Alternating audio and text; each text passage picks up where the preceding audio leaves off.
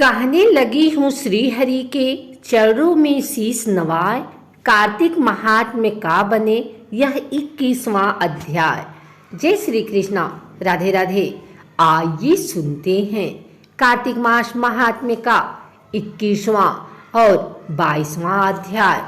अब ब्रह्मा आदि देवता नतमस्तक होकर भगवान शिव की स्तुति करने लगे। वे बोले, हे देवाधिदेव, आप प्रकृति से परे पारब्रह्म और परमेश्वर हैं। आप निर्गुण निर्विकार व सबके ईश्वर होकर भी नित्य अनेक प्रकार के कर्मों को करते हैं। हे प्रभु, हम ब्रह्मा आदि समस्त देवता आपके दास हैं। हे शंकर जी, हे देवेश, आप प्रसन्न होकर हमारी रक्षा कीजिए। हे शिव जी, हम आपकी प्रजा हैं तथा हम सदैव आपकी शरण में रहते हैं।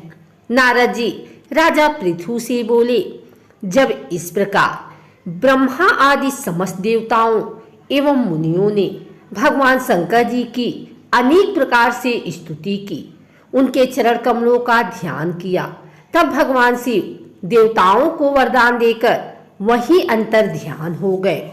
उसके बाद शिव जी का यशोगान करते हुए सभी देवता प्रसन्न होकर अपने अपने लोक को चले गए। भगवान शंकर के साथ सागर पुत्र जलंधर का युद्ध चरित्र पुण्य प्रदान करने वाला तथा समस्त पापों को नष्ट करने वाला है। यह सभी सुखदायक और शिव को भी आनंददायक है। इन दोनों आख्यानों को पढ़ने एवं सुनने वाला सुखों को भोग कर अंत में अमर पद को प्राप्त करता है। 22वें अध्याय की जब कहने लगी हूँ बात, श्री प्रभु प्रेरणा प्राप्त कर कलम आ गई हाथ। राजा पृथु ने नारद जी से पूछा, हे देवर्षि, कृपया आप अब मुझे यह बताइए कि वृंदा को मोहित करके विष्णु जी ने क्या किया और फिर वह कहाँ गए।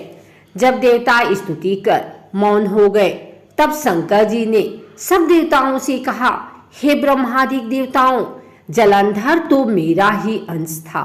उसे मैंने तुम्हारे लिए नहीं मारा है, यह मेरी सांसारिक लीला थी।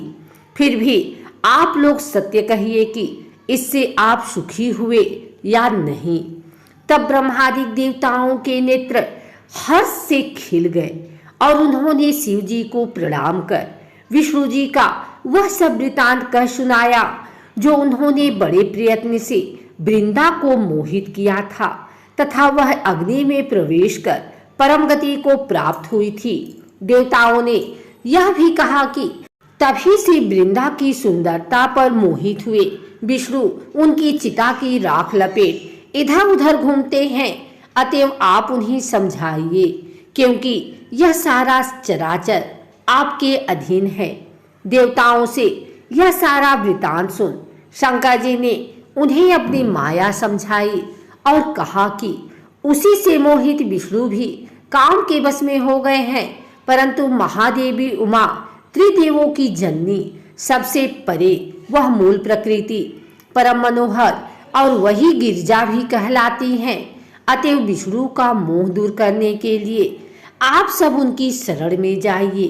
शंकर जी की आज्ञा से सब देवता मूल प्रकृति को प्रसन्न करने चले। उनके स्थान पर पहुंचकर उनकी बड़ी स्तुति की। तब यह आकाशवाणी हुई कि हे देवताओं, मैं ही 3 प्रकार से तीनों गुणों से पृथक होकर स्थित सत्य गुण से गौरा, रजोगुण से लक्ष्मी और तमोगुण से ज्योति रूप हूँ। अतएव अब आप लोग मेरी रक्षा के लिए उन देवियों के पास जाओ तो वे तुम्हारे मनोरथों को पूर्ण कर देंगी। यह सब सुनकर देवता भगवती के वाक्यों का आदर करते हुए गौरी, लक्ष्मी और सरस्वती को प्रणाम करने लगे। सब देवताओं ने भक्ति पूर्वक उन सब देवियों की प्रार्थना की। उस स्थिति से तीनों देवियां प्रकट हो गई। सभी देवताओं ने खुश होकर निवेदन किया। तब उन देवियों ने कुछ बीज देकर कहा, इसे ले जाकर बो दो तो तुम्हारे सब कार्य सिद्ध हो जाएंगे। ब्रह्मादि देवता उन बीजों को लेकर विष्णु जी के पास गए। वृंदा की चिता भूमि में डाल दिया। उससे धात्री, मालती और तुलसी प्रकट हुई। विधात्री के बीच से धात्री, लक्ष्मी के बीच से मालती और गौरी के बीच से तुलसी प्रकट हुई।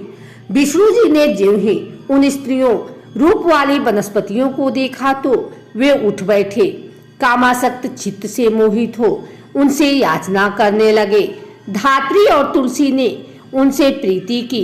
विष्णु जी सारा दुख भूल देवताओं से नमस्कृत हो अपने लोक वैकुंठ में चले गए।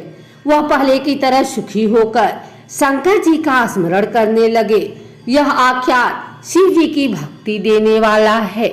अगर आपको हमारी वीडियो अच्छी लगी हो तो इसे लाइक करें, कमेंट करें, शेयर करें। हमारे चैनल को सब्सक्राइब करके बिल नोटिफिकेशन ऑल पर सेट कर लें ताकि आगे आने वाली वीडियो सबसे पहले आप तक पहुंच सके। धन्यवाद।